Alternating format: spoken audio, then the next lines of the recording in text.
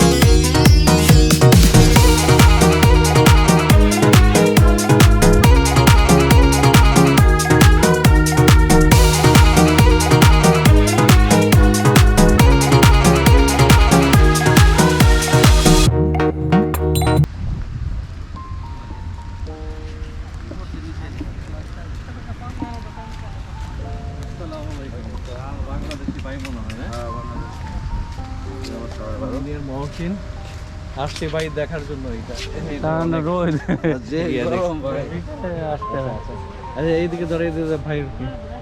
আমরা এই যে কোরআনিক পার্কে আমাদের বাংলাদেশ এক ভাইকে পেয়েছি। পিছনে আমাদের আরো অনেক বাঙালি ভাই। আসলে আমরা এই যে এই সারা পৃথিবীতে আমরা যে কত কষ্ট করে আমাদের দেশের জন্য রেমিটেন্স পাঠাই, এই যে আমাদের সেই ভাইরা যাদের রক্তে এবং ঘামে জড়া টাকা দিয়ে বাংলাদেশ ডেভেলপমেন্ট হচ্ছে, অথচ এদেরকে কোনো মূল্যায়ন হয় না।